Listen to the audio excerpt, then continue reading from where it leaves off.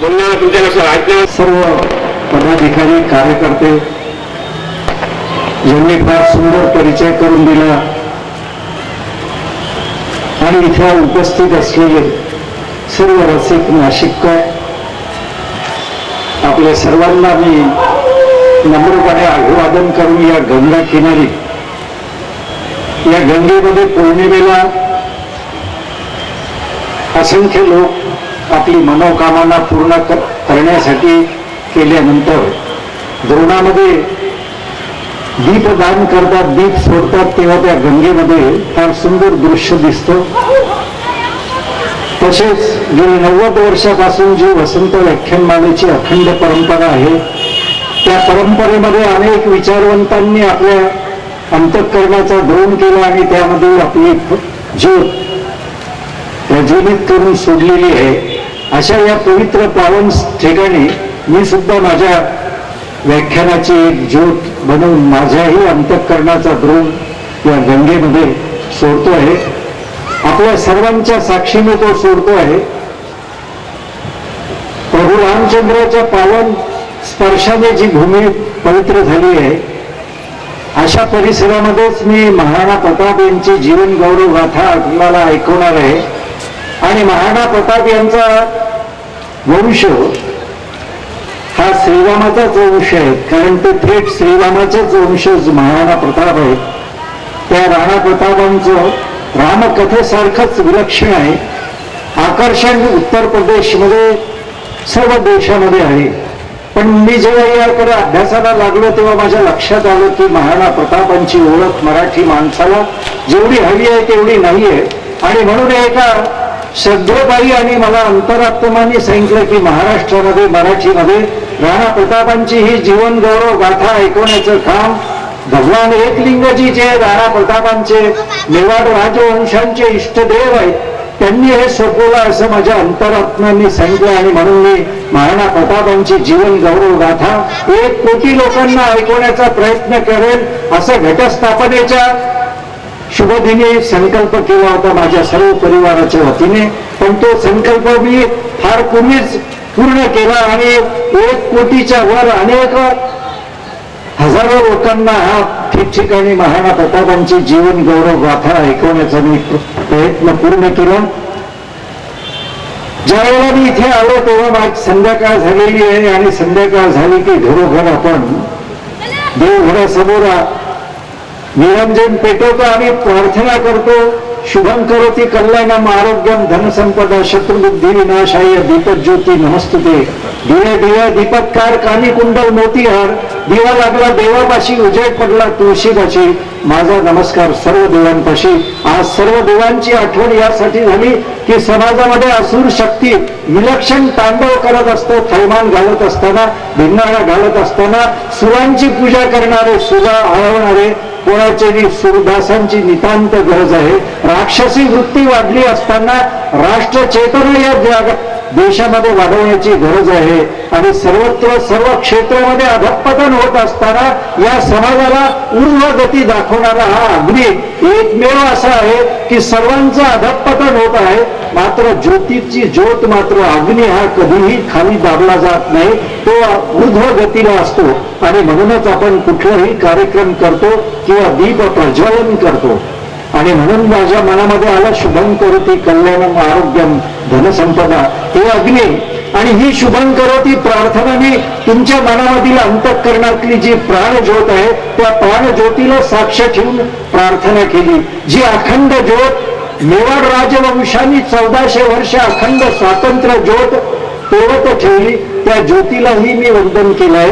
आणि ज्योत ही अग्नीचं सात्विक रूप आहे. ते सात्विक रूप त्या अग्नीचं आहे ज्या अग्नीने जोहर 36,000 स्त्रियांनी जोहर अग्नीचे वस्त्र अलंकार परिधान केले आणि स्वतःचा देह त्यांनी अग्नीला स्वाहा केला.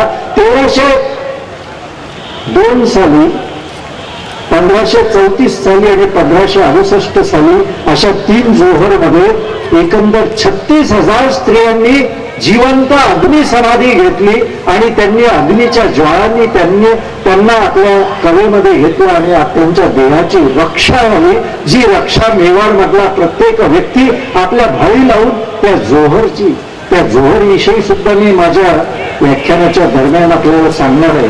आजच्या या पवित्र क्षणी जेव्हा मी गंगेच्या काठी आहे तेव्हा मला आठवतो ती बनास नदी, राजस्थान. मी तुम्हाला राजस्थान मध्ये नेणार आहे. राजस्थान हा भारतामधला 2 क्रमांकाचं राज्य आहे. राजस्थानाचा आकार पतंगासारखा आहे. राजस्थानच्या संस्कृतीचा रंग सुद्धा पतंगासारखे निरनिराळे भडक आहेत. अशा या राजस्थानची भूमी जी आहे, या राजस्थान भूमी ही राजांची भूमी, राजपुतांची भूमी, ही राजपुतांची जी भूमी आहे, या राजपुतांच्या भूमीनेच या देशावर आलेले आक्रमण थोपवलेले 1400 वर्ष जगामध्ये एकमेव मेवाड वंश आहे की ज्यांनी 1400 वर्ष एका प्रदेशावर राज्य केलंय.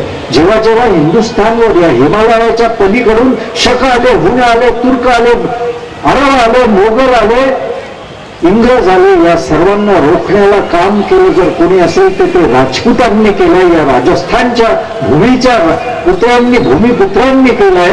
त्या राजपुतांची ही भूमी राजस्थान आणि या राजपुतांचा क्षत्रियांचा जो कोहिनूर आहे तो महाराणा प्रताप आहे. त्या महाराणा प्रतापांची जीवन गौरव गाथा मी आपल्याला ऐकवणार आहे. ती गौरव गाथा त्या महाराणा प्रताप आणि राजस्थान मधले सर्व युद्ध या बनास नदीच्या काठी झालेली आहेत, त्याच्यावर ते प्रतिबिंबित झाले. बनास नदी, बनास ही मेवाडची गंगा म्हटली जाते. राजस्थान हा 2 क्रमांकाचं राज्य, पतंगासारखा आकार, त्यासारखेच रंगरंगीला.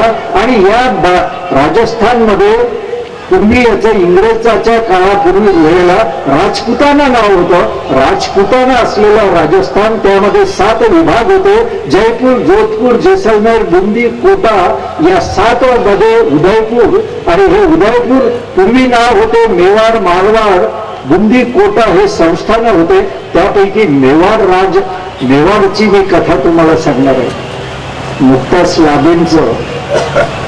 नुकताच महा दहशतवादी, आतंकवादी, क्रूर कर्मा लादेंचा खात्मा झालेला आहे. या लादेंच्या खात्मा झाला आणि त्याचा जिथे विनाश झाला त्या लादेंनी पुन्हा आपल्याला सर्वांना जर आठवण करून देत असेल तर असाच एक क्रूर कर्मा 14व्या शतकामध्ये होतं. त्याचं नाव होतं अल्लाउद्दीन खिलजी. अल्लाउद्दीन खिलजी, ज्याची अगरबंद देहाचा, विलक्षण ताकदीचा, क्रूर कर्मा, डोळ्यामध्ये वासनेचा लखवत त्याच्या याच्यामध्ये, गोबरे गालावर गाल चढलेले, झुपकेदार मिशांचा, अतिशय पोलादी मनगडांचा, पण विलक्षण वासना, धुंद बैलासारखी मान, गेंड्याच्या कातडीचा, असा हा जलालुद्दीन खिलजीचा पुतण्या अल्लाउद्दीन खिलजी हा दिल्लीवर धडकला. त्याने दिल्ली काबीज केली आणि जे जे आक्रमक या भारत भूमीवर आले त्यांनी दिल्ली काबीज केल्यानंतर त्यांचं जर कुठे लक्ष लागत असेल तर ते चित्तोडगड उदयपूर पासून 120 किलोमीटरवर या राजस्थानामध्ये 84 किल्ले बांधले. त्याच्यापैकी 32 किल्ले महाराणा प्रतापांचे खापर पंजोबा कुंभा यांनी बांधलेले. त्या 76 पिढ्यांचा हा इतिहास आहे गौरवशाली. या 76 पिढ्यांचा इतिहास पोचतो प्रभू रामचंद्रापर्यंत. त्या प्रभू रामचंद्रापर्यंत पोहोचायच्या आधी मी तुम्हाला सांगत होतो अल्लाउद्दीन खिलजी. या अल्लाउद्दीन खिलजीने दिल्ली काबीज केली. त्यावेळेला त्याच्या दरबारी एक पोचला होता चेतन राघव नावाचा हिंदू पंडित. या हिंदू पंडितांनी त्याचे कान भरले. कान का भरले तर यापूर्वी चित्तोडगडवर रत्नसिंह आणि राणी पद्मिनी यांचं राज्य होतं. तर रत्नसिंह आणि पद्मिनी यांचा एकांतवास या नीती चेतन राघवने आगंतुक होऊन पाहिला आणि म्हणून त्याला मेवाड मधून हद्दपार करण्यात आलं होतं. हा चेतन राघव थेट अल्लाउद्दीन खिलजीकडे गेला आणि त्याने या अल्लाउद्दीनचे सुलतानाचे कान भरले की महाराणी पद्मिनी ही विलक्षण सुंदर आहे. आजही सौंदर्याचा शेवटचा मापदंड समजला जात असेल तर राणी पद्मिनी आहे. या राणी पद्मिनीच्या कमनीय बांध्याची आणि तिच्या सौंदर्याचं वर्णन चेतन राघव या गद्दाराने खिलजी सुलतानाच्या कानामध्ये केलं आणि त्याला प्रेरित केलं, त्याला उत्तेजित केलं की तू मेवाडवर स्वारी कर, तुझ्या जनानखान्यामध्ये पद्मिनी पाहिजे. आणि म्हणून अल्लाउद्दीन खिलजी 25 ऑगस्टला दिल्लीवरून निघाला आणि थेट चित्तोडगडला पोहोचला. ती कथा निघाली आहे, पण त्यांनी चित्तोडला घेरा दिला आणि तो मोठ्या लालसेने आला होता की पद्मिनी मला सापडेल. तर जेव्हा त्यांनी चित्तोडला वेढा दिला आणि असं दिसलं की या गडावरचं सर्वांना आता शत्रूच्या हाती पडावं लागेल, त्यावेळेला सर्वांनी जोहर करायचं. जोहर ही कल्पना राजस्थानमध्ये जगामध्ये एकमेव असं आहे की राजस्थानमध्ये जोहरची कल्पना आहे. 8व्या शतकापासून बाहेर राजाने सुद्धा जोहर त्याच्या वेळेला झालेला आहे. 8व्या शतकापासून ही जोहरची. जोहर शब्द काय? जय हर. जय हर म्हणजे हर हर महादेव, तसं जय हर महादेव असं म्हणत स्त्रिया शत्रूच्या हाती पडण्याच्या ऐवजी अग्नीला स्वतः अर्पण करत असतं आपला देह. आणि म्हणून राजस्थान मधल्या प्रत्येक गडावर लाकडं, चंदन, कापूर, ऊद अशा ज्वालाग्राही पदार्थांचं नेहमी साठा असे. आणि ज्या वेळेला गडाला वेढा पडत असे आणि असं लक्षात येत असे की आता आपली शत्रूंच्या तावडीमधून सुटका नाही, त्यावेळेला गडावरच्या सर्व स्त्रिया या जोहर करत. जोहर म्हणजे आत्महत्या नव्हती, तर शत्रूच्या हाती पडून आपल्या देहाची विटंबना होण्याच्या आधी राजपूत क्षत्रिय स्त्रिया अग्नीला आपला देह स्वाधीन करीत असतात. आणि मग लाकडं रचले जायचे, कापूर टाकला जायचा आणि राजवंशातली स्त्री पद्मासन घालून तिथे बसायची. जाताना सर्व स्त्रिया लग्नाला, शुभ कार्याला जसा सर्व अलंकार घालतात, वस्त्र नवीन घालतात, तसे परिधान करून क्षत्रिय स्त्रिया अग्नीच्या तिथे बसायचे आणि त्यानंतर कापूर ऊद टाकून अग्नी प्रज्वलित करायचा आणि त्या अग्नीमध्ये सर्वांचा स्वाहाकार झाला की मग गडावरचे जेवढे पुरुष असतील ते आपल्या कपाळाला भगवं वस्त्र नेसून बांधून ते केसरिया करायचे. केसरिया म्हणजे बाहेर गडाला लाखो लोक, हजारो लोकांचा वेढा पडलेला आहे आणि गडामध्ये फक्त काही मोजके पुरुष आहेत. ते पुरुष गडाचे दरवाजे उघडून द्यायचे आणि ज्याला आपण एल्गार म्हणतो, अंतिम मरेंगे और मारेंगे, बस घराचे दरवाजे उघडे करून द्यायचे आणि शत्रूवर तुटून पडायचे, त्याचंच प्राणार्पण करायचं. आधी जोहर व्हायचा आणि मग शाखा व्हायचा, केसरिया व्हायचा. असे 1303, 1534, 1568 अशा जोहर झाले आणि एकंदर 36,000 स्त्रियांनी आपला स्वतःचा देह अग्नीला स्वाहा केला आहे. जो सुलतान आहे अल्लाउद्दीन खिलजी, त्याने चित्तोडगड गडाबद्दल काय म्हटलं जातं? आजही हिंदुस्थानमध्ये सर्वात सुंदर जर गड असेल तर तो उदयपूर पासून 120 किलोमीटर चित्तोडगड आहे. असं म्हटलं जातं, गडो में गड चित्तोडगड बाकी सब गडैया. अतिशय सुंदर आहे. तिथे चित्तोडगडावरचं जे सुंदर ते तर सुंदर काबीज करायचंच होतं, परंतु अल्लाउद्दीनला पद्मिनी हवी होती. परंतु जेव्हा अल्लाउद्दीनने गडाचे दरवाजे घुसला तो, त्यावेळेला त्याला दिसलं की सर्व जोहरमध्ये स्त्रिया भस्मसात झाल्या आहेत आणि अल्लाउद्दीनच्या हाती राखेच्या ढिगाशिवाय काहीही आलं नाही. त्यावेळेला अल्लाउद्दीन विलक्षण चिडला आणि त्यांनी तिथे कत्तल केली. त्या ठिकाणी रत्नसिंह राणी पद्मिनीचा हा जो पती आहे तोही मारला गेला आणि तिथं रावळ घराणं संपलं. रावळ आणि राणा हे दोन पदवी आहे. राणा आणि रावळ हे क्षत्रियांचे दोन पदवे आहेत. क्षत्रिय कोण आहेत? राजपूत कोण आहेत? तर राजपूतांची व्याख्या केलेली आहे. 3 गोष्टी सांगितल्या आहेत.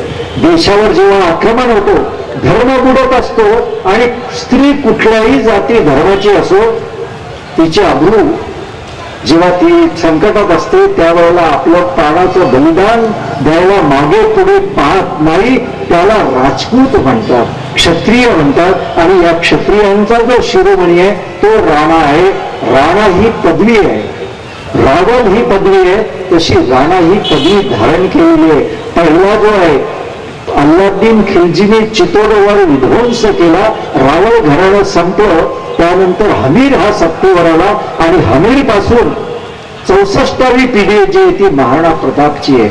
महाराणा प्रताप हा जो राष्ट्रीय वीर आहे त्याचा थेट संबंध प्रभू रामचंद्राशी आहे. ब्रह्माचा पुत्र मारीचचा काश्यप आदितीपासून झालेला मनुला 10 पुत्र इक्ष्वाकू पासून दशरथ 64वा आणि त्यानंतर 143वा सुमित्र. या दशरथांचा जो पुत्र प्रभू रामचंद्र त्याचे 2 पुत्र लव आणि कुश. त्या लवाच्या घराण्यामधला महाराणा प्रताप, त्यांचा मूळ पुरुष बाप्पा रावळ पासून 43वी पिढी महाराणा प्रताप. आणि या महाराणा प्रतापांच्या 76 पिढ्यांचा एकंदर आज इतिहास आहे. या 76 पिढ्यांचा एक इतिहास पाहणं अवघ्या काही तासामध्ये किंवा काही मोजके वेळामध्ये सांगणं कठीण आहे. म्हणून मित्र हो, रसिक जन हो, मी तुम्हाला फक्त 3 पिढ्यांच्या बाबत भर सांगू शकेल. राणा प्रताप हा महाराणा संग्राम सिंहचा नातू आहे आणि महाराणा संग्राम सिंहचा संघर्ष झाला बाबरशी. बाबर हा हिमालयाच्या पलीकडून आला आणि त्याने दिल्लीवर आपला झेंडा गाडला. त्यानंतर तो वळला चित्तोडगडकडे. जो तो आक्रमक यायचा तो चित्तोडकडे कशासाठी वळायचा? कारण दिल्ली काबीज केल्यानंतर दक्षिणेकडे जर जायचं असेल तर सर्व मार्ग राजस्थान मधून जातात आणि म्हणून दक्षिणेकडच्या मार्गावर पडायचा दरवाजा राजस्थान आणि त्या राजस्थानच्या गडाची किल्ली असायची मेवाड राजवंशाकडे आणि म्हणून प्रत्येकाचा संघर्ष या मेवाड राजवंशाशी होतो. मेवाड राजवंशाचा संबंध प्रभू रामचंद्राशी. त्यांचा जो महाराणा संग्रामसिंह महाराणा प्रतापचा आजोबा आहे. महाराणा संग्रामसिंह आणि बाबर यांचा खानवाला युद्ध झालं. त्यामध्ये महाराणा संग्रामसिंहचा पराभव झाला आणि महाराणा संग्रामसिंहचं निधन झाल्यानंतर त्याचा महाराणा संग्रामसिंहला 7 मुलं आहेत. कर्णसिंह, पर्वतसिंह, उदयसिंह, रत्नसिंह, विक्रमादित्य आणि उदयसिंह हा राणा प्रतापचा पिता आहे. आणि म्हणून आपण राणा संग्रामसिंह. बाबर हा दैनंदिनी लिहित असे, त्याचं नाव आहे तुजुक बाबरी. या तुजुक बाबरीमध्ये बाबरने लिहून ठेवलेला आहे की आज की तारीख में हिंदुस्तान का सबसे बड़ा सम्राट बाबर है. अगर मैं उसे जीत सकूं तो पूरा हिंदुस्तान मेरा है. म्हणून बाबर हिमालयाच्या पलीकडून हिंदुस्तान काबीज करण्यासाठी आला. त्याला रोखलं महाराणा संग्रामसिंहने. राणा संग्रामसिंहला आदराने प्रेमाने सांगा म्हणायचे. महाराणा हा सांगा असा होता की त्यावरचा हात युद्धामध्ये एक तुटला होता, एक पाय जायबंदी झाला होता, एक डोळा फुटला होता. याच्या शरीरावर 80 जखमा होत्या. तरीही एका वेळेला तो 10 शूरवीरांशी डाव्या हाताने लढू शकत होता. हा महाराणा संग्रामसिंह याचा नातू महाराणा प्रताप आहे. महाराणा सांगाचा पुत्र हा उदयसिंह आहे आणि उदयसिंहचा पुत्र राणा प्रताप आहे. उदयसिंहचा सुद्धा मरणाच्या छायेमधून कोणी वाचवलं असेल तर ते पन्ना धाय. आपण पन्ना धायचं ऐकलं असेल कथा की आपल्या पुत्राचं बलिदान देऊन तिने राजपुत्राला वाचवलं. ज्या राजपुत्राला वाचवलं तो आहे उदयसिंह. पन्ना धाय या स्वामीनिष्ठ बाईने धाय शब्द काय आहे? धाय हा शब्द आहे. राजपूत घराण्यामध्ये क्षत्रिय राजांमध्ये पुत्राला जन्म माता देत असे, परंतु त्यांना स्तनपान करणे, दूध पाजण्याचं काम धाय माता करत असे. आणि या पन्ना धायने उदयसिंहला लहानचं मोठं केलं आहे आणि ती स्वामीनिष्ठ धाय तिने या उदयसिंहाला बनवीर या बंडखोरापासून वाचवलं आणि आपल्या मुलाला बनवीर हा जेव्हा मध्यरात्री तलवार घेऊन मारायला आला त्यावेळेला पन्ना धायने उदयसिंह 8 वर्षाचा होता त्याला आपल्या पुत्राच्या जागी चंदनच्या जागी झोपवलं आणि चंदनच्या जागी राजपुत्राला झोपवलं आणि बनवीर या बंडखोराने उदयसिंगच्या समजून चंदन या मुलाला ठार केलं. त्या पन्ना धायच्या ती पन्ना धायची कथा खरोखर तीच कथा तर एक व्याख्यानाचा विषय आहे. पण त्या पन्नाधायने उदयसिंगला वाचवलं. उदयसिंग हा कुंभलगड पर्यंत पोचवला पन्नाधायने.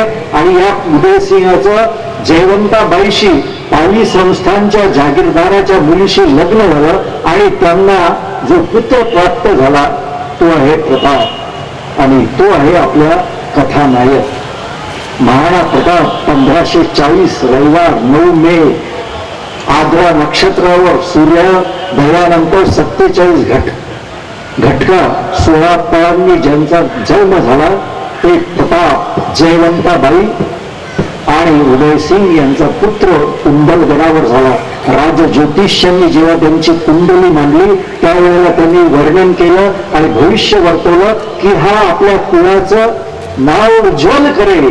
परंतु प्रतापने केवळ आपल्याच कुळाचं नाही तर पूर्ण हिंदुस्थानचं नाव उज्ज्वल केलं. महाराणा प्रताप याची दिव्य गौरव गाथा, दिव्य दर्शन आपण राणा प्रतापांचं चित्र पाहतो आणि ते चित्र घराघरामध्ये लागावं. मनामनामध्ये राणा प्रतापची राष्ट्रीय निष्ठा जागी व्हावी हा संकल्प घेऊन मी गेले 10 वर्ष देशभर फिरतो आहे आणि आपल्यासारख्या रसिक जनांचा विलक्षण प्रतिसाद मिळतो. या राणा प्रतापचं सर्व आयुष्य अरावली पर्वताच्या पायथ्याशी गेलं आहे. अरावली पर्वत 700 किलोमीटर मैल 700 मैल लांब आपले बाहू पसरून गुजरात पासून दिल्ली पर्यंत पसरलेला आहे.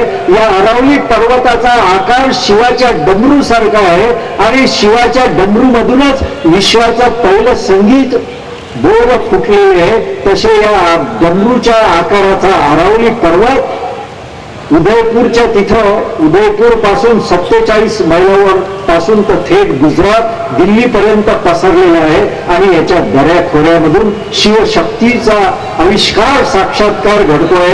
या अरावली पर्वताच्या दऱ्या खोऱ्यामध्ये स्वातंत्र्य स्वातंत्र्य असा ध्वनी ऐकू येतोय आणि या स्वातंत्र्य, स्वधर्म आणि स्वदेश स्वाभिमान याचं प्रतीक जर कोणी असेल भारतामध्ये तर तो महाराणा प्रताप सिंह उदयसिंह सिसोदिया आहे. महाराणा प्रताप सिंह उदयसिंह सिसोदिया हे सिसोदा गावचे म्हणून सिसोदिया आहे. सिसोदा गावचे म्हणून सिसोदिया. महाराणा ही त्यांची पदवी आहे, उपाधी आहे आणि प्रताप हे नामकरण जेव्हा त्यांना ठरवलं करण्यात आलं तेव्हा कुंभलगडला रविवार 9 मेचा 1540चा तो दिवस होता. आद्रा नक्षत्र होतं आणि सूर्योदयानंतर 47 घटका झाले होते आणि 16 फळ झाले होते. त्या या राष्ट्रपुरुषाचा जेव्हा जन्म झाला त्यानंतर 2 वर्षाचा असताना ते चितोडगडवर पोचले. चितोडगडवर राणा प्रतापांचं बालपणाविषयी फारशी माहिती इतिहासाला नाहीये, परंतु राणा प्रताप 2 वर्षाचे असताना चितोडगडवर उदयसिंगने कब्जा घेतला आणि राणा प्रताप चितोडगडवर पोचल्यानंतर 2 वर्षाचे बालक आहेत. एक दिवस अचानक त्यांना सांभाळणारी दासी 2-4-5 दासी होत्या, राजपुत्र आहे. त्यावेळेला एक दासी घाबरी घुबरी आली आणि तिने म्हणे कुंवरजी नाही दिखते, कुंवरजी नाही दिखते. राजस्थान मध्ये लहान मुलाला आणि मुलाला कुंवर जे म्हणतात, कुंवरजी नाही दिखते, कुंवरजी नाही दिखते अशी दासी धावपळत घाबरत घुबरत आली आणि तिने मोठ्या दासीला हाका मारलं. मग त्यांनी शोध घेतला तर चितोडगडावर, चितोडगड काय आहे, गडो में गड चितोडगड, बाकी सब गडरिया.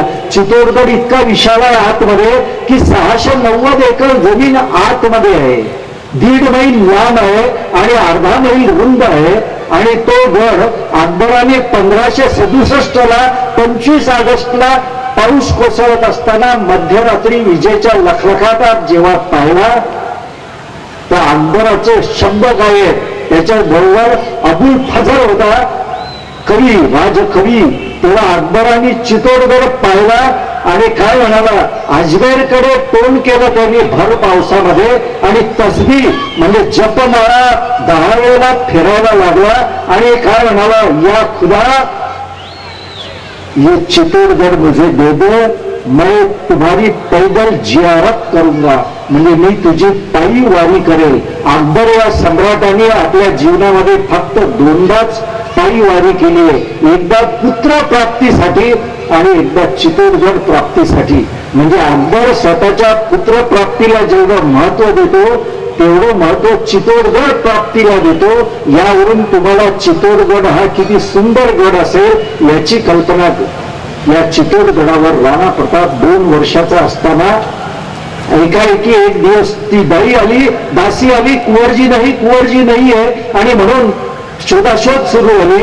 तर प्रताप हा 2 वर्षाचा कुठे बसलेला आहे तर तो दूर मैदानावर जाऊन मांडी घातलेली आहे आणि दोन्ही मुठी बंद आहेत. त्याच्या दोन्ही मुठी बंद आहे आणि त्या दोन्ही मुठींमध्ये काहीतरी घेतलं आहे. तेव्हा ती तरुण दासी मोठ्या वृद्ध दासीला म्हणाला, देखिए ना कुंवर जी के मुठ्ठिया बंद है, कहीं वो मिट्टी न खाले.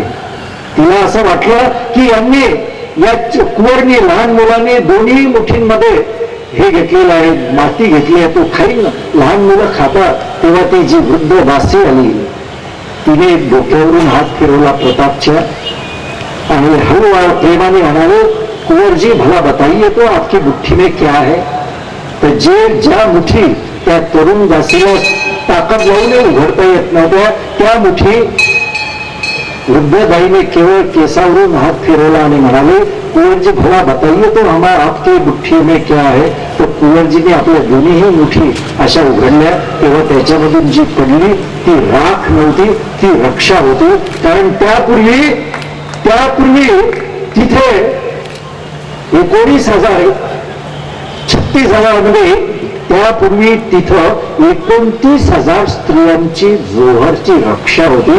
नेमकी 2 वर्षाच्या मुलाने ती रक्षा आपल्या उचलली. त्या वृद्ध दासीने ती रक्षा घेतली आणि त्याचा टिळा प्रतापच्या कपाळी लावला आणि ती वृद्ध दासी तरुण दासींना काय म्हणाले, तुमने कहा कि कुंवरजी कभी मिट्टी न खा ले. तेव्हा ती वृद्ध दासी म्हणाले, क्षत्रिय राजपूत कभी मिट्टी नहीं खाते, देश के दुश्मनों को भला ये मिट्टी खिलाते हैं, उन्हें राजपूत कहते, क्षत्रिय कहते. असं तिने सांगितलं आणि तो टिळा लावला. 2 वर्षाचा प्रताप आहे आणि विलक्षण नियतीचा योगायोग बघा की अजून 2-4 दिवस जात नाही परत पहारेकरांना धडकन आवाज आला की काहीतरी शस्त्र पडलं आणि म्हणून पळापळ करत महालामध्ये पाहिलं तर शस्त्रागार, जिथे सर्व शस्त्र ठेवले जातात अशा शस्त्रागारांच्या ठिकाणी जाऊन हा बालक प्रताप 2 वर्षाचा आहे. त्यांनी काय केलंय, त्यांनी एक खड्ग उचलण्याचा प्रयत्न केला.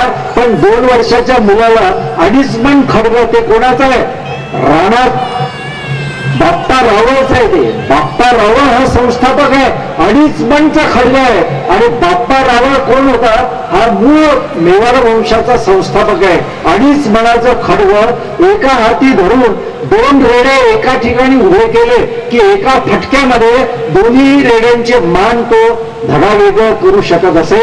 असा बाप्पा रावळ ज्याचा ऋषी हरित आहे, हरित ऋषीचा शिष्य आणि ज्याला 17 हात धोतर नेसायला लागत असे, ज्याची उंची 7 फुटाच्या वर होती, असा बाप्पा रावळ हा विलक्षण दंतकथांचा नायक आहे. तो संस्थापक आहे. त्याचा खड्ग प्रताप या 2 वर्षाच्या बालकांनी हलवण्याचा प्रयत्न केला. ते पडलं, आवाज झाला म्हणून सर्व रक्षक तिथे गेले आणि त्यांनी पाहिलं की अरे कुंवरजीने शस्त्र छोली आहे. आपण लहान मुलाला जसं दूध सुटलं त्याचं की त्याला अन्न भरवतो आणि त्याला उष्ठावण म्हणतो, चखना उष्ठावण करतो, तसं क्षत्रियांमध्ये लहान मुलाला तलवार बांधणी म्हणतात. तलवार बांधणी करतात म्हणजे त्याच्या कमरेला तलवार बांधतात, त्याची शस्त्राची ओळख करून देतात. तर प्रतापनी आपोआप स्वतःहून करून घेतली. हे साल होतं 1542.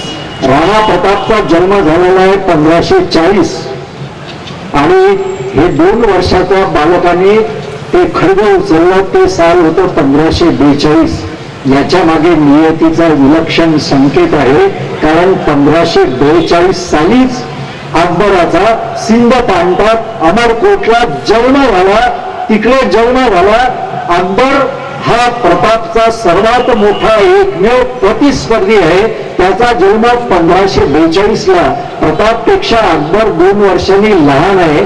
त्याचा संघ जन्म झाला म्हणून प्रतापने आधीच शस्त्र उचलून नियतीने त्याला दिलं की तुला 25 वर्ष या अकबराशी संघर्ष करायचा आहे. 25 वर्ष प्रतापने अकबर या सम्राटाशी संघर्ष केला. 19 मोठ्या लढाया केल्या आणि 14 लहान 19 युद्ध केले आणि 14 लहान लढाया केलेल्या. 25 वर्ष 25 वर्षात एकदाही प्रताप हारला नाही. एकदाही प्रताप कैद झालेला नाही. एकदाही प्रताप शत्रूच्या हाती सापडला नाही. आणि विलक्षण योगायोग आश्चर्यजनक आहे की अकबर आणि प्रताप हे 25 वर्ष, अकबराचा दिवसाचा विचार प्रताप आणि रात्रीचं स्वप्न प्रताप होता. 9 रत्न दरबारात असूनही अकबर अस्वस्थ होता कारण महाराणा प्रताप शरण येत नव्हता. अकबराचं ही कॅरेक्टर चरित्र विलक्षण आहे.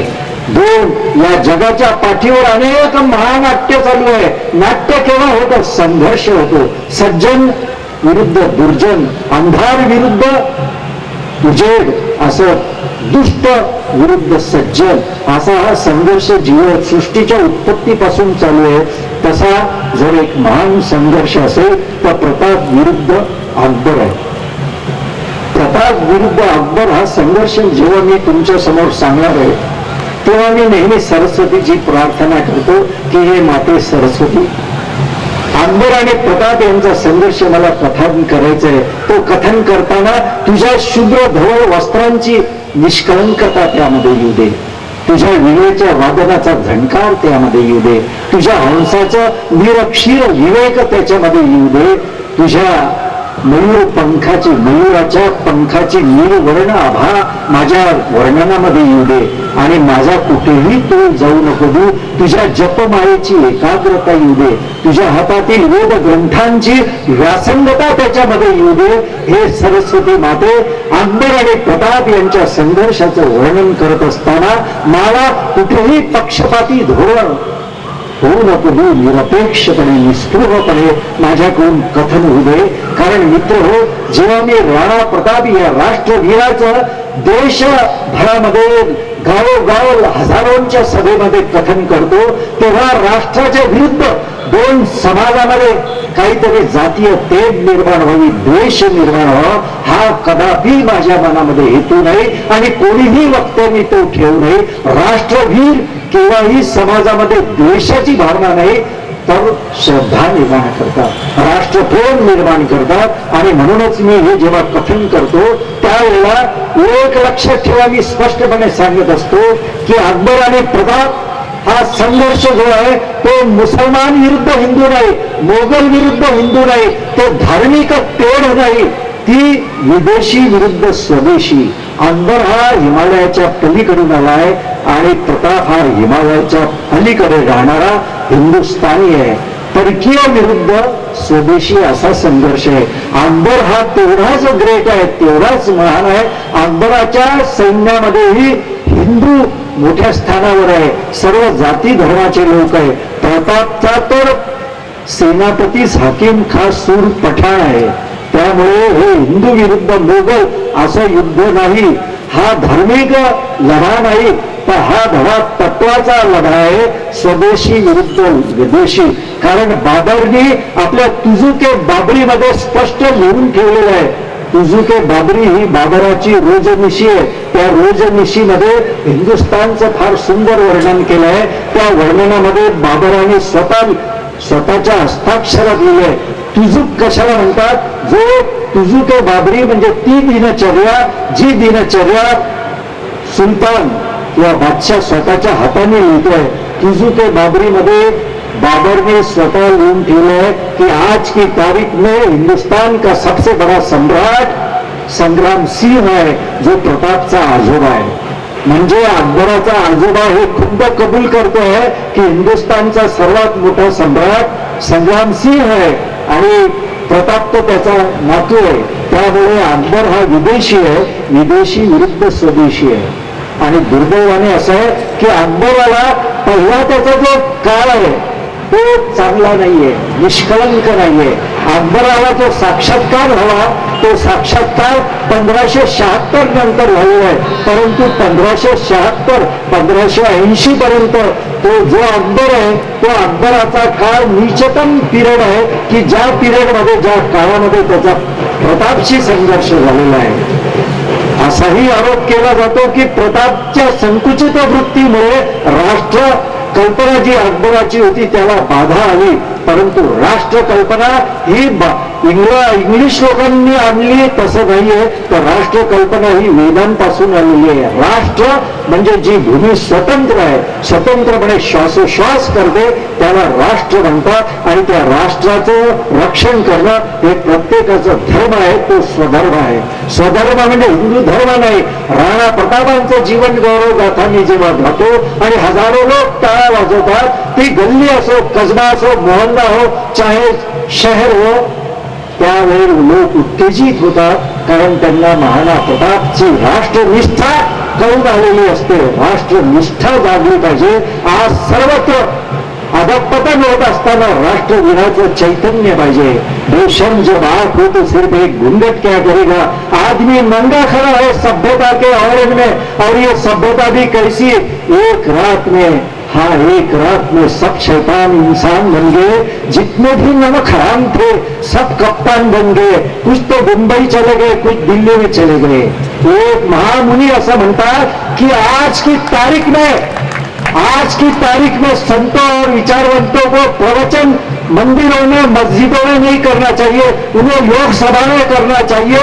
क्योंकि सबसे खतरनाक लोग वहीं पर मौजूद होते हैं. हे तो मुनी म्हणतायत, मी म्हणत नाही. नाहीतर असं होईल की पत्रकारों की जिंदगी खुली किताब होती है, कलम तो नेक होती है लेकिन नियत बदनाम होती है. आणि मी तर 40 वर्ष पत्रकार होतो, पण मी जे इतर काय म्हणतायत ते सांगताय मी. आणि म्हणून जेव्हा राणा प्रतापांचं गौरव गाथा मी तुमच्या समोर ऐकवत आहे, त्याचा उद्देश राष्ट्र चेतना, सामाजिक ऐक्य, जाती विद्वेष दूर करणं, पुरस्कार होणं, तिरस्कार दूर होणं हा उद्देश आहे. राणा प्रताप 2 वर्षाचा असताना अकबराच्या तिकडे जन्म झाला 42 साली, आणि इकडे शस्त्र. बस राणा प्रतापच्या बालपणाविषयी फारशी माहिती नाही. राणा प्रतापने 10व्या वर्षी शस्त्र हाती घेतलं आहे आणि पहिली लढाई आपल्या उदयसिंगाच्या पित्याच्या नेतृत्वाखाली जिंकलेली आहे. राणा प्रताप वयाच्या 10व्या वर्षापासून योद्धा बनलेला अशा महान योद्ध्याचं व्यक्तिमत्व कसं असेल. राणा प्रतापांचं व्यक्तिमत्व केवळ 57 वर्षाचं आहे. 1540 9 मे 1540 ते 19 जानेवारी 1597. 57 वर्ष आहे. पूर्ण 57 वर्ष सुद्धा नाही, 57 वर्षाला कमीच असं आयुष्य आहे. पण या 57 वर्षांनी जो जाज्वल्य इतिहास, जे कर्तृत्व, जो पुरुषार्थ, जो पुरुषोत्तमाने आपल्याला प्रदर्शित केला, दाखवला, तो असामान्य अलौकिक आहे. राणा प्रतापांचं जीवन जेव्हा आपण उलगडत एक एक प्रसंग मी तुम्हाला सांगेल तेव्हा तुमच्या अंगावर रोमांच येतील. तुमच्या अंतःकरणाला असं वाटेल उसळी मारावी. गंगेच्या काठी अंतःकरणात श्रोत्यांच्या यमुनेला असं वाटेल उसळी मारावी. आणि हे जेव्हा ही राष्ट्र चेतना आहे महाराणा प्रतापांची. 25 वर्ष उदयसिंग हे राणा प्रतापांचे वडील 1568 1567 25 ऑक्टोबर 1567 अकबर दिल्लीवरून निघाला. त्यांनी चित्तोडगडला घेराव टाकला आणि त्या रात्री त्याला चित्तोडगडचं भर पावसामध्ये दर्शन झालं. चित्तोडचा वेढा वाढवला आणि उदयसिंग, राणा प्रताप त्यावेळेला 27 वर्षाचे आहे. 27 वर्षाचा प्रताप उदयसिंग सोबत गडामध्ये आहे. त्यावेळेला सर्व सरदारांनी एकत्र बसून सल्लामसलत केलं की अकबराची फौज खूप हजारोंनी आहे, तर राणा उदयसिंग आणि कुंवरराज प्रताप यांनी चित्तोडगडचा त्याग करावा आणि त्यांनी कुंभलगडकडे जावं असं सर्व संमतीने त्यांच्यावर दबाव आणला आणि यांनी चित्तोडगड सोडला. चित्तोडगडला अकबरांनी वेढा दिला आणि वेढा दिला. 6 महिने वेढा चालू होता. आणि जेव्हा तो वेढा जयमल या आणि पत्ता या दोघांनी अपरंपार पुरुषार्थ दाखवला, शौर्य दाखवलं. मित्र, या चित्तोडगडची कथा, अकबरचा वेढा, हे खरं म्हणजे ही व्याख्यानमाला 7 दिवस दिले तरी राणा प्रतापांचं जीवन गौरव गाथा सांगणं अपुरच राहील. एक एक विषय, चित्तोडला अकबराचा वेढा हा एक व्याख्यानाचा विषय, परंतु थोड्या काळामध्ये मला तुम्हाला भरभर सांगावं लागतं, म्हणजे आपल्याला तुम्हाला अनुभव येईल की टीव्हीवर आपण निरनिराळे चॅनल पाहत असतो, रिमोट कंट्रोलने भराभर कुठे काय चालू आहे तसं तुम्हाला वाटेल, पण माझा नाईलाज आहे. थोड्या काळामध्ये मला तुम्हाला हे राणा प्रतापचं सांगायचं. 1568ला 1567ला 25 ऑक्टोबरला अकबरने वेढा दिला. 23 फेब्रुवारीला वेढा उठला, कारण जोहर केला. आणि जोहर हा त्यावेळेला जो झाला कर्मवती, त्यावेळेला स्त्रिया होत्या 16,000 स्त्रियांनी जोहर केला. तो जोहर झाला. पहिला एकंदर 36,000 स्त्रिया 1523 फेब्रुवारी आणि त्या क्षणापासून 23 फेब्रुवारी 1568 पासून आजपर्यंत तिथे अखंड ज्योत तेवत ठेवली जाते चित्तोडगडवर. आणि जोहर स्मृती मेळा दरवर्षी होतो, तेव्हा चित्तोडगडला 5 लाख लोक तिथे दर्शनाला येतात. त्या 5 लाख चित्तोड जोहर स्मृती चालते. तर ती अकबराने जेव्हा गड काबीज केला तर दरवाजा उघडे ठेवून 300 हत्तीवर स्वार होऊन अकबर आणि अकबरचे सहकारी घुसले आणि 3 दिवसात 30,000 लोकांची कत्तल केली. 30,000 लोकांची कत्तल केल्यानंतर इतिहासामध्ये असे वर्णन आहे. हे जे मी तुम्हाला सांगतोय हे राजस्थानमध्ये प्रकाशित झालेल्या अधिकृत ग्रंथांमधली माहिती सांगतोय. ती अधिकृत ग्रंथामध्ये यापूर्वी प्रकाशित झालेली आहे. 30,000 लोकांची हत्या झाल्यानंतर अशी आख्यायिका आहे की त्या क्षत्रियांच्या गळ्यातले जानवे काढले तर त्या जानव्यांचं वजन 74.5 मन झालं. त्या जानव्यांचं एवढं. आणि म्हणून आजही राजस्थानमध्ये कुठला करार केला तेव्हा ऍफिडेट वगैरे काही न करता पत्रावर काही जर एकमेकांमध्ये करार होत असेल तर त्यावर वर फक्त जसं आपण 786 हा प्रसिद्ध झाला तसं 74.5 एवढा आकडा लिहिला जातो. म्हणजे या कराराचं पालन जो करणार नाही उसे 74.5 मन का पाप लागेल.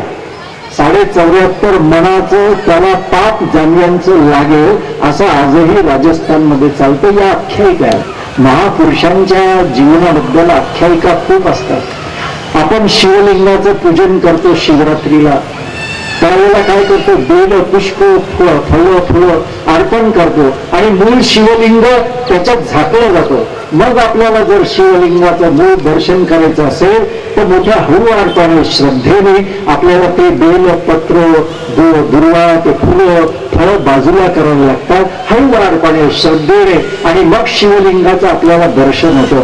महापुरुषांचं जीवन सुद्धा त्या शिवलिंगाप्रमाणे असतं. त्या महापुरुषांच्या बद्दल अनेक दंतकथा आख्यायिका असतात आणि ते या धुक्यामध्ये त्यांच्या महापुरुषांची जीवन गाथा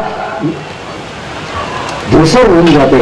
आणि म्हणून आपल्याला संशोधनाचं सत्यकथनाचं सूर्यप्रकाश त्याच्यावर टाकायचा असतो. आणि मग अक्सर पण दंतकथा आख्यायिका या कशासाठी असतात, लोकमत असतं, लोकांमधला आदर आहे तो कथांच्या रूपाने येत असतो. आणि हा आदर तिथे आख्यायिकाचा व्यक्त होतो आणि त्याच्यामधूनच हे 74.5 म्हणजे आहे. जेव्हा कथनामध्ये या आख्यायिका येतो त्याच्यात तारतम्य बाळून आपण त्याच्यामधलं सत्य जाण्याचा प्रयत्न करायचा असतो. अकबर 1562 नंतर उदयपूरला चित्तोडगडला सोडलेला उदयसिंग हा कुंभलगडवर गेला आहे आणि त्या ठिकाणी प्रतापही त्याच्या सोबत आहे. कुंभलगडला उदयसिंगचं 1572ला 28 फेब्रुवारी 1572 होळीचा दिवस, या दिवशी राणा प्रतापच्या वडिलाचं कुंभलगडला निधन झालं आहे.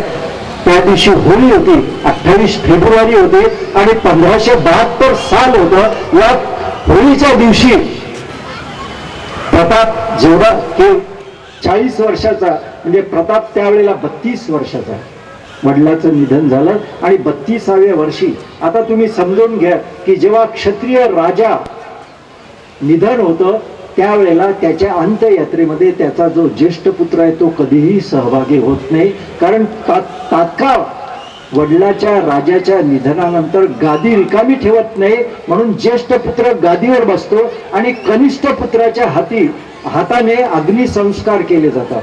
उदयसिंहाचा अग्निसंस्कार करण्यासाठी प्रताप उपस्थित होता. प्रताप तर ज्येष्ठ पुत्र आहे. मग सर्वांना आश्चर्य वाटलं की प्रताप हा ज्येष्ठ पुत्र असून या अग्निसंस्काराला कसा उपस्थित आहे.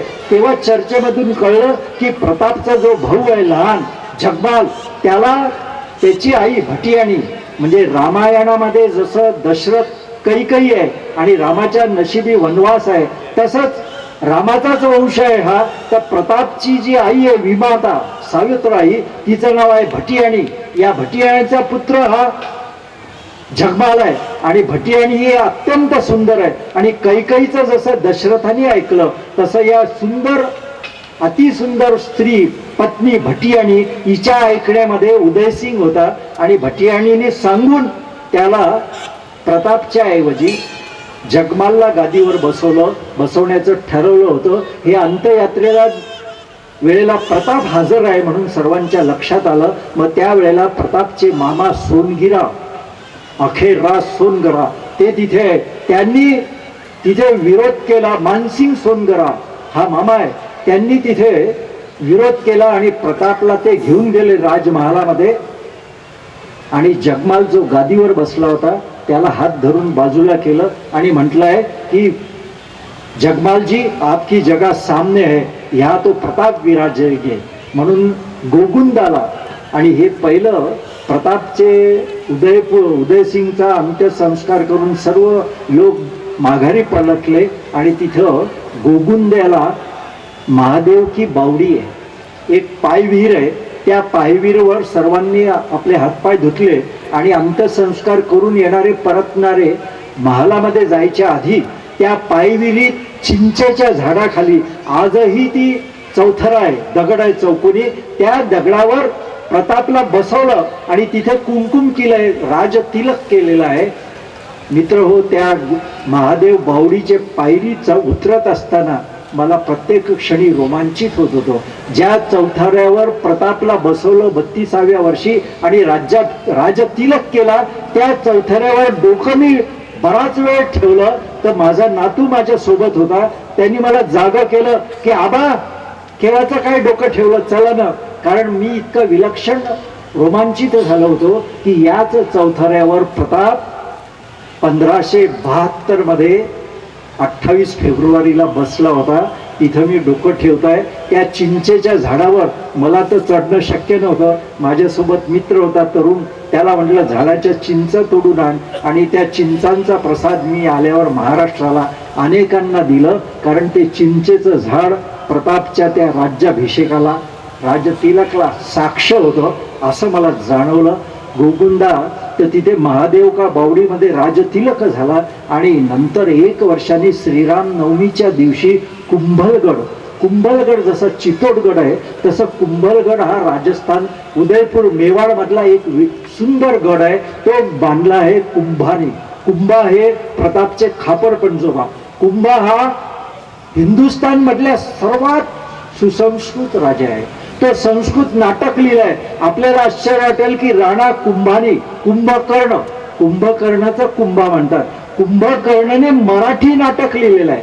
कुंभकर्णाने संस्कृत नाटक केलंय. कुंभकर्णाने सुंदर वीणावादन होतं. कुंभकर्णाने ज्योतिषशास्त्र लिहिलं. कुंभकर्णाने वास्तू आणि चित्तोडगडवर जो कीर्तिस्तंभ आहे 120 फूट आहे, 9 मजले आहेत आणि खाली 30 बाय 40चा चौथरा आहे आणि प्रत्येक मजल्यावर वैदिक याचं जणू काही म्युझियम आहे. तिथे सर्व देवदेवतांचे चित्र आहेत, पुतळा मूर्ती आहेत. आणि त्याला जायचा जो जिना आहे तर प्रत्येक 9 मजल्यावर 8 बाय 8चे असे खोली आहे. त्याच्यामध्ये प्रत्येक वैदिक देवतेंचं तिथे दर्शन घडतं. तर ते जगामधलं अप्रतिम शिल्प मानलं जातं. त्यालाही प्रचंड खर्च आला. 12 वर्ष बांधायला लागले आणि ज्यांनी बांधलं त्यांचे सुद्धा पुतळे कुंभाने करून तिथे बसवलेले आहेत. असे ते त्याचे जे शिल्पकार आहे ते त्या कुंभाने हा कुंभलगड बांधला. त्या कुंभलगडावर प्रतापला रामनवमीला गोगुंद्यानंतर 1 वर्षांनी राज्याभिषेक झाला आणि तो राज्याभिषेक हिंदुस्थान मधल्या कुठल्याही राजाला झाला नाही, इतका दिमागदार झालेला आहे. मी हे मुद्दाम का सांगतो की राणा प्रताप विषयी फार गैरसमज असे आहेत की राणा प्रताप विजनवासामध्ये होते. राणा प्रतापच्या मागे अकबर लागायचा आणि चोर शिपाई जसं पळतो इकडून तिकडे तसे राणा प्रताप दरी खोऱ्यामधून एकाकी भुकेला तापलेला पळत होता आणि जात होता. सर्व खोटं आहे ते. राणा प्रताप गवताची भाकरी खाल्ली तर त्याचं ग्लोरिफिकेशन करण्यासाठी सांगितलंय. राणा प्रतापांच्या जवळ अपरंपार धन दौलत सोने हिरे जड जवाहीर वाटेल तेवढे होते, परंतु राणा प्रताप हे संन्यस्त वृत्तीने राहिले. ते महान योद्धा संन्यासी होते. कारण जोपर्यंत चितोड परकीयांच्या ताब्यात आहे तोपर्यंत मी संन्यास राजमहालात उपभोग घेणार नाही, म्हणून ते संन्यस्त वृत्तीने राहायचे. राणा प्रतापांचं एकटे कधीही पळत नव्हते. तर राणा प्रतापांच्या छावणीमध्ये किती लोक होते? 2000 लोक. राणा प्रतापच्या दैनंदिन छावणीमध्ये 2000 लोक होते. त्याच्यामध्ये त्याच्या 19 विमाता होत्या, म्हणजे उदयसिंगच्या पत्नी. त्याच्यामध्ये त्याच्या स्वतःच्या 14 राण्या होत्या. त्याच्यामध्ये त्यांचे 40 निरनिराळ्या भावांचे मिळून पुत्र होते. त्याच्यामध्ये अनेक लहान मुलं होते. आणि या सर्व 2000 खटल्यांचं बंदोबस्त करत होता राणा प्रतापचा सख्खा लहान भाऊ वीरमदेव. जगातला सर्वात सुंदर कुठल्याही संस्थेमध्ये न व्यवस्थापन शिकलेला वीरमदेव आहे. वीरमदेव या 2000 लोकांचं दैनंदिन राहणं पिणं खाणं झोपणं त्यांची सुरक्षा. आणि तुम्हाला आश्चर्य वाटेल की 25 वर्ष अकबराने हजारो सैन्याशी आरावली पर्वताला वेढा घातला. अनेक सरदार पाठवले, पण या 2000 लोकांपैकी एकही अकबराच्या कुठल्याही सैनिकाच्या हाती 25 वर्षात लागला नाही. अशी वीरमदेवची व्यवस्था होती. प्रताप 25 वर्ष संघर्ष करत होता. प्रतापला श्रीराम नवमीला जो राज्याभिषेक झाला तो त्याचं वर्णन म्हणजे विलक्षण आहे. तो राज्याभिषेकाचं नाव आहे एक राठपती. एक राठपती म्हणजे कन्याकुमारी पासून वरपासून तर कन्याकुमारी पर्यंत एक राष्ट्र आणि त्याचा पृथ्वीपती. नुसतं एक देश नाही, पूर्ण पृथ्वीचा पती म्हणून एक राठपती. हा इतका दिमाखदार झाला की त्याच्यामुळेही अकबराच्या मनामध्ये मत्सर निर्माण झाला आणि द्वेष निर्माण झाला. तो जो राज्याभिषेक होता तो शतधारा 100 चित्राच्या सुवर्ण पात्रामधून 7 नद्या 11 नद्या आणि 7 सागरांचं जल त्याच्यामध्ये होतं. ब्राह्मणाच्या हाती सुवर्ण पात्र होतं आणि त्याच्यामध्ये दूध होतं, मध होतं. क्षत्रियांच्या हाती चांदीची घागर होती. नंतर वैश्यांच्या हाती तांब्याची घागर होती आणि शूद्रांच्या हाती मातीची घागर होती. आणि या चौघांच्याही प्रतिनिधींनी सन्मानपूर्वक जलद्वारे मधाद्वारे दुधाद्वारे गंगाजलद्वारे सागरद्वारे राजा प्रतापला अभिषेक केलाय. त्याचं सिंहासन कसं होतं आणि काय विलक्षण आहे. राणा प्रतापचा अभिषेक ज्या पंडितांनी केलं त्याचं नाव आहे पंडित चक्रपाणी. राणा प्रतापच्या दरबारामध्ये आश्रित त्याचा मित्र आहे, त्याच्यापेक्षा वयाने मोठा आहे, त्याचं नाव आहे पंडित चक्रपाणी. या चक्रपाणीने अधिकृतपणे राणा प्रतापचा जो राज्याभिषेक केलाय. घोडदळाची जिथे माती पायाची लागते ती माती बाहूला लावायची. हत्तीच्या पायाने तुडवली गेली माती मस्तकाला लावायची. वेश्यालयाच्या कलाकवंतींच्या दाराशी माती कमरेला लावायची. असं प्रत्येक वैदिक मंत्र आहे. त्या वैदिक मंत्राचा अर्थ असा की मी प्रताप राष्ट्रपुत्र म्हणजे भूमिपुत्र या देशासाठी आम्हा सर्वांना दे. प्रतापला प्रत्येक वेळेला जेव्हा गंध लावला गेला, अभिषेक केला झाला, मंत्र म्हटला गेला, तर प्रत्येक वेळेला पंडित काय म्हणत होता आणि प्रताप काय म्हणत होता की आमचं रक्षण कर, माझ्या प्रजेचं रक्षण कर, माझ्या प्रजेला समृद्धी दे, माझ्या प्रजेला शांती दे, माझ्या प्रजेला सुख दे. स्वतःसाठी प्रतापनी कधीही काही मागितलं नाही. असा त्या तो राज्याभिषेक होता. या राज्याभिषेकाचे एक पूर्ण ग्रंथ त्याच्या दरबारामध्ये पंडित चक्रपाणी आहे. प्रतापचं व्यक्तिमत्व कसं होतं? प्रतापच्या समकालीन कोणीही पेंटरनी त्याचं चित्र समोर बसून काढलेलं नाही. मात्र त्यानंतर 1728 ते 1868 या काळामध्ये एक चित्र पुस्तिका सापडली आहे. छोटी पुस्तिका आहे. त्याच्यामध्ये 107 दुर्मिळ चित्र आहेत. युरोपचा कागद आहे आणि त्याच्यामध्ये रंगीत चित्र आहेत 107. त्याच्यामध्ये 15 राणांचे, विविध राणांचे चित्र आहेत. त्यामध्ये प्रतापचे 7 चित्र आहेत. एक चित्र आहे की राणा प्रताप खुर्चीवर बसले, समोर आरसा आहे, आरशामध्ये त्यांची छबी दिसते आणि त्यांचे हाती धनुष्यबाण आहे. लक्षात घ्या, आपल्याला नुसता राणा प्रतापचा भाला माहित आहे, राणा प्रतापची तलवार माहित आहे, पण राणा प्रताप उत्कृष्ट धनुर्धारी होते.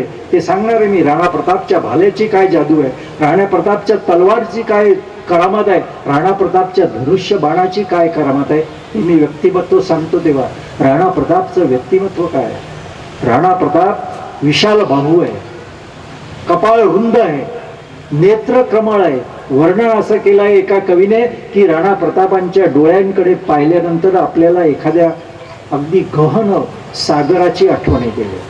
राणा प्रतापांच्या डोळ्याकडे पाहिल्यानंतर आपल्याला असं वाटतं की भर उन्हामधून आलो आणि थंड पाणी आपल्याला मिळाल्यावर कसा दिलासा मिळतो, भर उन्हामधून आल्यावर सावलीमध्ये बसल्यावर कशी शांती होते, तसं राणा प्रताप त्यांच्या डोळ्याकडे पाहिलंय. राणा प्रताप प्रभू रामचंद्राचे वंशज असल्यामुळे रामासारखेच अजानुबाहू आहे. अजानुबाहू कोणाला म्हणतात की ज्याचे हात गुडघ्याला टेकतात. राणा प्रतापचे हात गुडघ्याला टेकत होते, अजानुबाहू होते. त्यांचे जे हात आहेत ते गुलाबी वर्णन केलंय. त्यांच्या जे गाल आहेत ते गोबरे गाल आहेत, त्यांच्या मिशा भरदार आहेत. राणा प्रताप दाढी नव्हते ठेवत. त्यांच्या राणा प्रतापांचं विजयपान गोत्र आहे, कच भेज प्रवर 3 प्रवर आहेत. त्यांची नदी सरयू आहे, त्यांच्या ऋषी हरित आहे, त्यांच्या तलवारीचं नाव आहे अश्वपाल, त्यांच्या बंदुकीचं नाव आहे सिंघल, त्यांच्या कटारीचं नाव आहे दलभंजन, त्यांच्या टोपाचं नाव आहे कटक बिजली. राणा प्रतापचा भाला, भालाचं बघा, राणा प्रतापांचा भाला 7 हात लांब आहे. वेदांपासून तर थेट आजच्या आधुनिक काळामध्ये भाल्याला सर्वोत्कृष्ट हाताने लढण्याचं शस्त्र सर्व जगाने मान्य केलेलं आहे. आजही भाला हे सर्वश्रेष्ठ हाताने लढण्याचं शस्त्र युद्धशास्त्राप्रमाणे सर्वसंमत आहे. भालाचं वर्णन वेदामध्ये श्रुक म्हटलेलं आहे. श्रुक, श्रुक म्हणजे भाला. या भाल्याला 3 आकार आहेत. जो कनिष्ठ भाला आहे तो 5 हात लांब, जो मध्यम आहे तो 6 हात लांब आहे आणि जो उत्तम भाला आहे तो 7 हात लांब आहे. जे पायी चालतात सैनिक त्यांच्या हाती 5 हात लांब, जे घोड्यावर बसतात त्यांच्या हाती 6 हात लांब आणि जे हत्तीवर बसतात त्यांच्या हाती 7 हात लांब आहे. परंतु राणा प्रतापचा भाला 7 हात लांब आहे. ते पायी असले तरी 7, घोड्यावर असले तरी 7 आणि हत्तीवर असले तरी 7. या भाल्याचं वर्णन आहे, वजन आहे 1.25 मन. भाल्याचा जो वर्त आहे ज्याला आपण फाळ म्हणतो, ते फाळ जगामधले एकमेव असा भाला आहे. तसा भाला परत बनला नाही. त्या भाल्याचं 1.25 मन वजनाचा, 7 हात लांबीचा आणि त्या भाल्याला जे आहेत ते 6 धारा आहेत. 6 आहे. चमच्याला किंवा दुधारी तलवार माहिती आहे आपल्याला, परंतु भाल्याला 6 धारा आहे. भाला तो 6 धाराचा कसा आहे आणि हा 6 धारा तिथल्या सिकल समाजाने केलेला आहे. मेवाडच्या लोहारांनी बनवलेला हा जगामधला अद्वितीय भाला आहे. त्याचं वजन 1.25 मन आहे, त्याला 6 धारा आहे आणि तो 6 धारा भाला काय आहे त्याचं वर्णन सांगतो मी.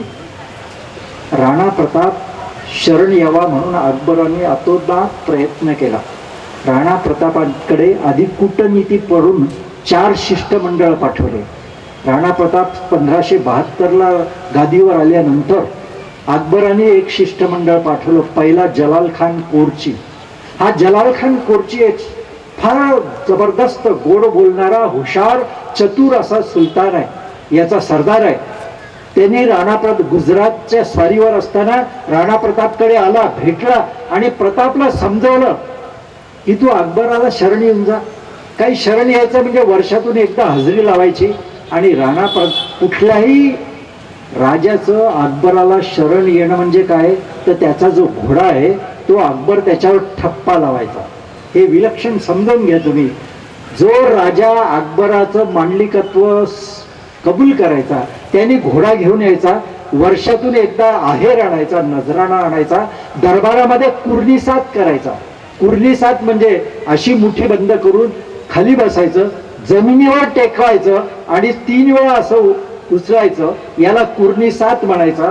वर्षातून एकदा करायचा, नजराणा द्यायचा आणि त्याचा जो घोडा असेल, जो मांडलिक राजा, त्याच्या घोड्याच्या उजव्या मांडीवर लोखंडाचं आपलं जसं एक शेराचं वजन असतं तागड्यामध्ये, तेवढं जाड ते भट्टीमध्ये लाल भडक करायचं आणि त्या तापलेलं लाल भडक असलेलं ते वजन, तो छाप, शिक्का घोड्याच्या उजव्या मांडीवर ठेवायचा की तो भाग पूर्णपणे जळून जायचा. आणि त्या सरदारांनी, त्या संस्थानिकांनी, त्या जागीरदारांनी कितीही मिरवून का घ्यावं, मात्र तो डाग मिरवणुकीमध्ये सर्वांना दिसला पाहिजे. कारण ज्याच्या घोड्याच्या उजव्या मांडीवर तो डाग आहे तो अकबराचा मांडलिक आहे, हे सर्व जगाला कळावं. परंतु मेवाड मधला एकमेव घोडा राजस्थान मधला होता.